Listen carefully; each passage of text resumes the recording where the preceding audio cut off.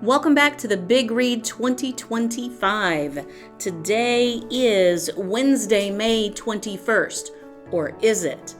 You see, the Big Read 2025 got a little bit behind, didn't it? But you know, it's not about making sure we read every day. It's just being faithful to the reading. So we're going to play catch up today. Are you ready? So however many days it takes for you to watch all of the videos, we're going to drop 3 videos today and get caught up together. So today we're reading the reading for Wednesday, May 21st, and it's all about King Solomon and the building of the temple. So grab the notebook because you may want to write some things down as you notice the building of the temple, things that maybe you didn't know or things you hadn't noticed before. And in your Bible, go ahead and open to 2 places. Put a marker at 1 Kings chapter 3, and then put a marker at 2 Chronicles chapter 2. We're going to go back and forth from 1 Kings to 2 Chronicles as we read today. So pause the video if you need to, make those marks, and then come back. Okay, we're going to jump right into the reading. This is 1 Kings chapter 3, starting at verse 16. 1 Kings chapter 3, making sure I'm right. Yes, 1 Kings chapter 3, starting at verse 16. Then 2 women who were harlots came to the king and stood before him. The one woman said, "O my lord, this woman and I live in the same house, and I gave birth to a child while she was in the house.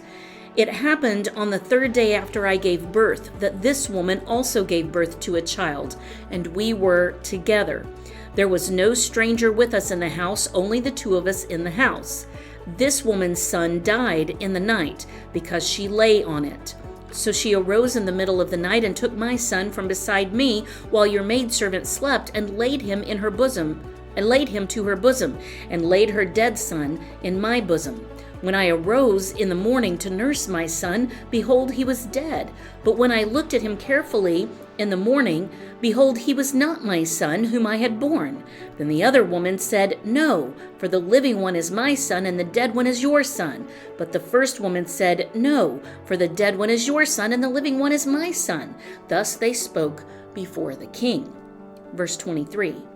Then the king said, "The one says, 'This is my son who is living, and your son is the dead one.' And the other one says, 'No, for your son is the dead one, and my son is the living one.' The king said, 'Get me a sword.' So they brought a sword before the king. The king said, 'Divide the living child in 2, and give half to the one and half to the other.' Then the woman whose child was the living one spoke to the king, for she was deeply stirred over her son, and said, 'O my lord, give her the living child, and by no means kill him.' But the other said, 'He shall be neither mine nor yours. Divide him.' Then the king said, 'Give the first woman the living child, and by no means kill him. She is his mother.' When all Israel heard of the judgment what the king had handed down, they feared the king, for they saw that the wisdom of God was in him to administer justice." Now put your marker there, or actually just skip the chapter to chapter 5, 1 Kings chapter 5, and we're going to read the full chapter.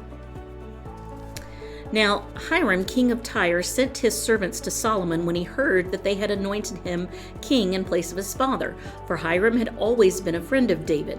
Then Solomon sent word to Hiram, saying, "You know that David my father was unable to build a house for the name of the Lord his God because of the wars which surrounded him, until the Lord put them under the soles of his feet. But now the Lord my God has given me rest on every side. There is neither adversary nor misfortune. Behold, I intend to build a house for the name of the Lord my God, as the Lord spoke to David my father, saying, Your son, whom I will set on your throne in your place, he will build the house for my name. Now therefore command that they cut for me cedars from Lebanon, and my servants will be your servants, and I will give you wages for your servants according to all that you say. For you know that there is no one among us who knows how to cut timber like Sidonians." When Hiram heard the words of Solomon, he rejoiced greatly and said, "Blessed be the Lord today, who has given to David a wise son over this great people." So Hiram sent word to Solomon, saying, "I have heard the message which you have sent me. I will do what you desire concerning the cedar and cypress timber. My servants will bring them down from Lebanon to the sea, and I will make them into rafts to go by sea to the place where you direct me. And I will have them broken up there, and you shall carry them away. Then you shall accomplish my desires by giving food to my household." So Hiram gave Solomon as much as he desired of the cedar and cypress timber.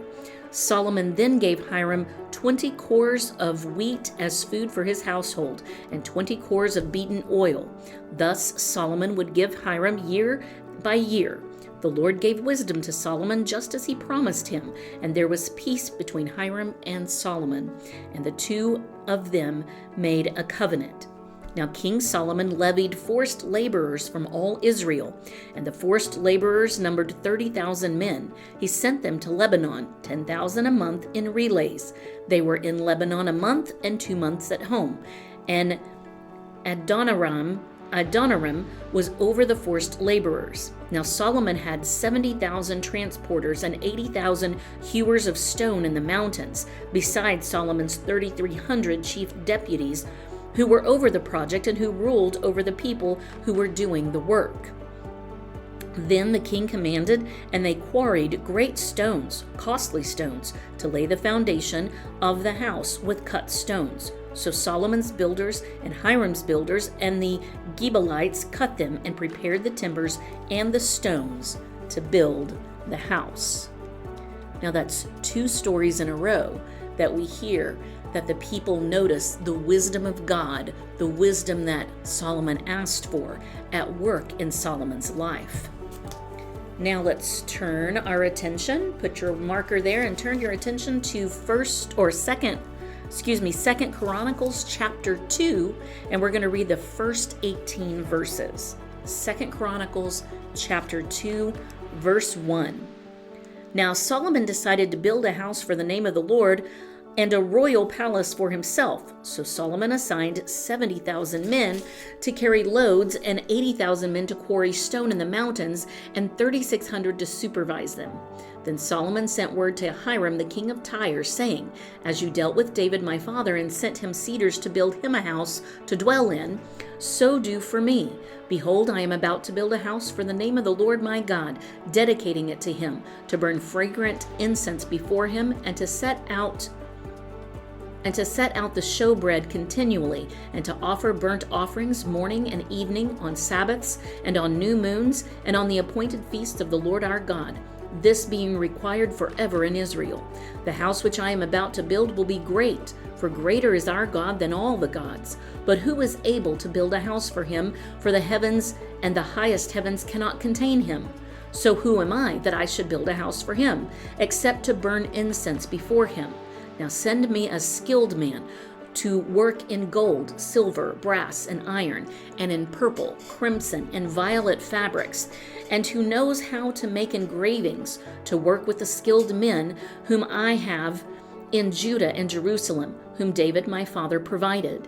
Send me also cedar, cypress, and algum timber from Lebanon, for I know that your servants know how to cut timber of Lebanon, and indeed my servants will work with your servants to prepare timber in abundance for me, for the house which I am about to build will be great and wonderful. Now behold, I will give to your servants the woodsmen who cut the timbers, 20,000 cores of crushed wheat, and 20,000 cores of barley, and 20,000 baths of wine, and 20,000 baths of oil." Then Hiram, the king of Tyre, answered in a letter sent to Solomon, "Because the Lord loves his people, he has made you king over them." Then Hiram continued, "Blessed be the Lord, the God of Israel, who has made heaven and earth, who has given King David a wise son, endowed with discretion and understanding, who will build a house for the Lord, and a royal palace for himself.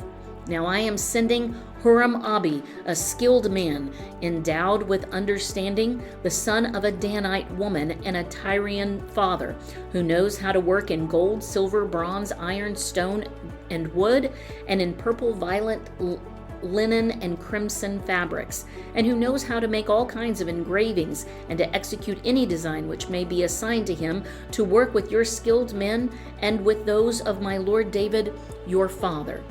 Now then, let my lord send to his servants wheat and barley, oil and wine, of which he has spoken. We will cut whatever timber you need from Lebanon and bring it to you on rafts by the Sea of Joppa, so that you can carry it up to Jerusalem. Solomon numbered all the aliens who were in the land of Israel, following the census which his father David had taken, and 153,600 were found. He appointed 70,000 of them to carry loads and 80,000 to quarry stones in the mountains and 3,600 supervisors to make the people work. So the job is beginning now. And that was right. Now I'm going to put my marker back there and we're going to turn back. This is the flip-flop. We're going to do this quite a while for the next few days. So let's flip-flop back to 1 Kings, this time to chapter 6. 1 Kings chapter 6. And we are reading just the first 13 verses. Chapter 6, verse 1. Now it came about in the 480th year after the sons of Israel came out of the land of Egypt, in the 4th year of Solomon's reign over Israel, in the month of Ziv, which is the 2nd month, that he began to build the house of the Lord. As for the house which King Solomon built for the Lord, its length was 60 cubits, and its width 20 cubits, and its height 30 cubits. The porch in front of the nave of the house was 20 cubits in length, corresponding to the width of the house, and its depth along the front of the house was 10 cubits. Also for the house he made windows with artistic frames. Against the wall of the house he built stories encompassing the walls of the house, both around both the nave and the inner sanctuary. Thus he made side chambers all around. The lowest story was 5 cubits wide, and the middle was 6 cubits wide, and the third was 7 cubits wide. For on the outside he made offsets in the wall of the house all around, in order that the beams would not be inserted in the walls of the house. The house, while it was being built, was built of stone prepared at the quarry, and there was neither hammer nor axe nor any iron tool heard in the house while it was being built. The doorway for the lowest side chamber was on the right side of the house, and they would go up by winding stairs to the middle story, and from the middle to the third. So he built the house and finished it, and he covered the house with beams and planks of cedar. He also built the stories against the whole house, each 5 cubits high, and they were fastened to the house with timbers of cedar. Now the word of the Lord came to Solomon, saying, Concerning this house which you are building, if you will walk in my statutes and execute them, my ordinances, and keep my commandments by walking in them, then I will carry out my word with you, which I have spoken to David your father. I will dwell among the sons of Israel and will not forsake my people, Israel. Now I'll put your marker there again, and again let's turn back to 2 Chronicles. This time we're going to chapter 3, and we're going to read verses 1 through 14. 1 through 14. 1 Chronicles 3, verse 1. Then Solomon began to build the house of the Lord in Jerusalem on Mount Moriah, where the Lord had appeared to his father David at the place that David had prepared on the threshing floor of Ornan the Jebusite. He began to build on the 2nd day of the 2nd month of the 4th year of his reign. Verse 3. Now these are the foundations which Solomon laid for building the house of God. The length in cubits according to the old standard was 60 cubits, and the width 20 cubits. The porch which was in front of the house was as long as the width of the house, 20 cubits, and the height 120. And inside he overlaid it with pure gold. He overlaid the main room with cypress wood, and overlaid it with fine gold, and ornamented it with palm trees and chains. Further, he adorned the house with precious stones, and the gold was gold from Parvaim. He also overlaid the house with gold, the beams, the thresholds, and its walls and its doors, and he carved cherubim on the walls. Now he made the rooms of the Holy of Holies. Its length across the width of the house was 20 cubits, and its width was 20 cubits. And he overlaid it with fine gold, amounting to 600 talents. The weight of the nails was 50 shekels of gold. He also overlaid the upper rooms with gold. Then he made 2 sculptured cherubim in the room of the Holy of Holies, and overlaid them with gold. The wingspan of the cherubim was 20 cubits. The wing of one of 5 cubits touched the wall of the house, and its other wing of 5 cubits touched the wing of the other cherubim. The wing of the other cherubim of the 5 cubits touched the wall of the house, and its wings of these cherubim extended 20 cubits, and they stood on their feet facing the main room. He made the veil of violet, purple, crimson, and fine linen, and he worked the cherubim on it. Just sounds beautiful, doesn't it? All right, the last scripture for today. Turn back to 1 Kings chapter 6 again. 1 Kings chapter 6, starting in verse 14, and we're going to read the rest of the chapter. So Solomon built the house and finished it. Then he built the walls of the house on the inside with boards of cedar. From the floor of the house to the ceiling, he overlaid the walls on the inside with wood, and he overlaid the floor of the house with boards of cypress. He built 20 cubits on the rear part of the house with boards of cedar from the floor to the ceiling. He built them for it on the inside as an inner sanctuary, even as the most holy place. The house, that is the nave in front of the inner sanctuary, was 40 cubits long. There was cedar on the house within, carved in the shape of gourds and open flowers. All was cedar. There was no stone seen. Then he prepared an inner sanctuary within the house in order to place there the Ark of the Covenant of the Lord. The inner sanctuary was 20 cubits in length, 20 cubits in width, and 20 cubits in height, and he overlaid it with pure gold. He also overlaid the altar with cedar. So Solomon overlaid the inside of the house with pure gold, and he drew chains of gold across the front of the inner sanctuary, and he overlaid it with gold. He overlaid the whole house with gold until all the house was finished. Also, the whole altar, which was by the inner sanctuary, he overlaid with gold. Also in the inner sanctuary, he made 2 cherubim of olive wood, each 10 cubits high. 5 cubits was the one wing of the cherubim, and 5 cubits the other wing of the cherubim. From the end of one wing to the end of the other wing were 10 cubits. The other cherubim was 10 cubits. Both the cherubim were of the same measure and the same form. The height of the one cherubim was 10 cubits, and so was the other cherub. He placed the cherubim in the midst of the inner house, and the wings of the cherubim were spread out, so that the wing of one was touching the one wall, and the wing of the other cherub was touching the other wall, so their wings were touching each other in the center of the house. He also overlaid the cherubim with gold. Then he carved all the walls of the house round about with carved engravings of cherubim, palm trees, and open flowers, inner and outer sanctuaries. He overlaid the floor of the house with gold, inner and outer sanctuaries. For the entrance of the inner sanctuary, he made doors of olive wood, the lintel, and 5 sided doorposts. So he made 2 doors of olive wood, and he carved on them carvings of cherubim, palm trees, and open flowers, and overlaid them with gold. And he spread the gold on the cherubim and on the palm trees. So also he made for the entrance of the nave 4-sided doorposts of olive wood, and 2 doors of cypress wood. The 2 leaves of the one door turned on pivots, and the 2 leaves of the other door turned on pivots. He carved on it cherubim, palm trees, and open flowers, and he overlaid them with gold, evenly applied on the engraved work.